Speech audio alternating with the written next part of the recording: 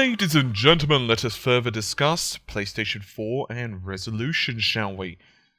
As the both consoles are trading blows in the Resolution Gate scandal, it has now been confirmed by Ubisoft that Assassin's Creed 4 will indeed be running in 1080p with anti-aliasing on the PS4, but only if patched. Sylvain Trottier, who is the associate producer, was discussing this in a recent post on his blog, and pretty much said that some players may not even be able to tell the difference. He said, and I quote, "If it's running at 720p versus 1080p, you're going to notice the difference by far. But if it's set at a resolution that's very close," go into that in a moment, out of quote, back into quote, "where most of the pixels are already there in internal processing, most people won't see any difference." He even added, "The most important part of this title update is not necessarily the 1080p resolution.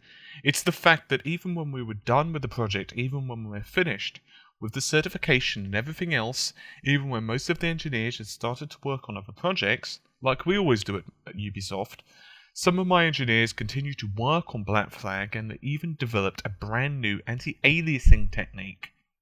So," and quote and all, I know what you're going to say. You're going to say, well, why in the love of God did they release the title in 900p to begin with? Why didn't they just shoot straight for 1080p?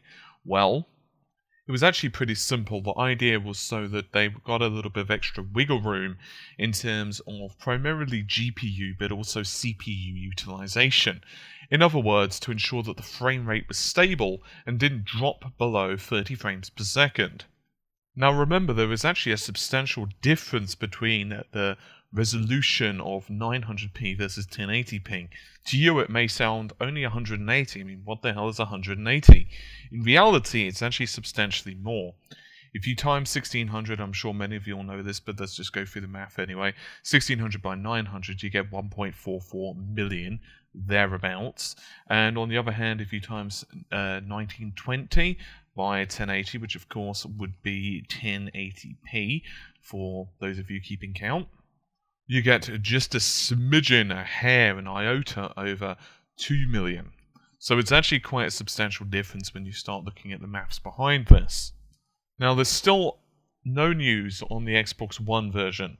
There are some reports that it actually looks still worse than the PlayStation 4 version, which we now know was running in 900p and now has been changed and improved to 1080. We'll go back to that in just a moment. So it's likely the Xbox One version is running at the fearful and terrifying 720p, 30 frames per second, of course.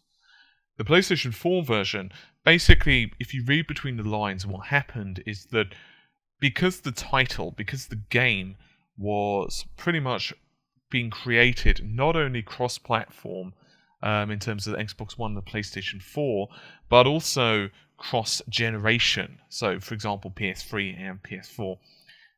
So when you start taking those things into account, you can understand that, especially since the team was trying to get used to basically pre-launch hardware. I mean, some of the specifications hadn't even been settled down.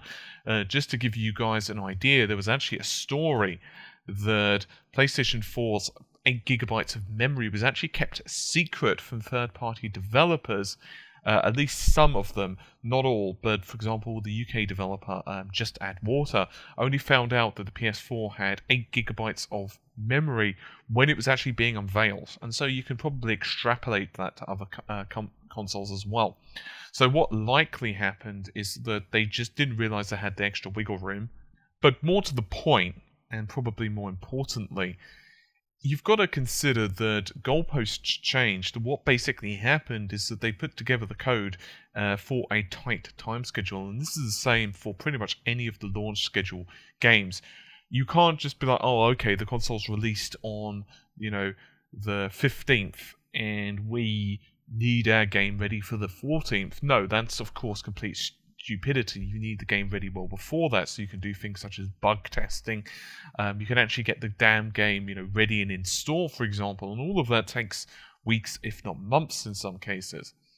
Just to give you guys an idea. I can't give away too many details, but a friend of mine is actually a beta tester. He's a play tester on a couple of games, and he was testing out Batman on the Xbox 360, just for an example, like 4 to 6 weeks before the actual release date.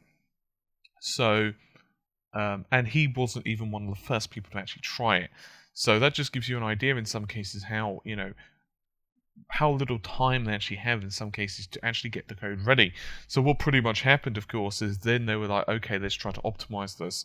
So once again, if we extend to that the Xbox One, it's likely one of the only primary reasons the PS4 is able to run even at, say, 900p is simply because it was basically brute forcing its way through. The fact that the system is pretty easy for developers to wrap their heads around, in addition to the fact that we start looking at the fact that the PS4 has a slight horsepower advantage over the Xbox One, and you can start seeing how, they pretty much marry up and are basically best friends with one another.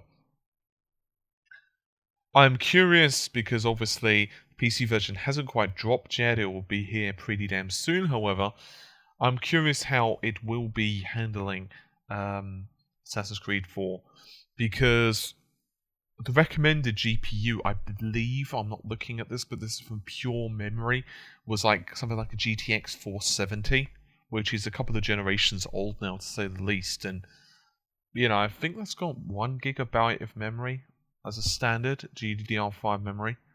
And not exactly as much memory bandwidth as maybe you'd expect, but it's not a terrible GPU. But Assassin's Creed 3 kind of resource hungry considering what it was rendering, so I'll be curious to see just how well it drops. I have reasonable confidence, to be fair to Ubisoft, despite the fact that sometimes it could take a bit of a beast to run. The game generally is pretty good looking on PC, so I have some pretty good hopes, because Ubisoft has said previously that there are some PC exclusive effects as well that we'll have to look forward to. Regardless, I would like to see more about this anti-aliasing technique. They haven't really shed too much light on that at the moment, so there are, of course, several anti-aliasing techniques, for example, FXAA, MSAA, and blah blah blah, but right now they're saying they've developed a new one, so I guess we're just going to have to see. Regardless, remember that if you want to enjoy 1080p Assassin's Creed, you're going to have to download the patch for the PS4. Not that you probably won't be connected and just download it anyway, just reminding you. Anyway, hopefully you've enjoyed the video. I'll see you soon. Take care. Bye for now.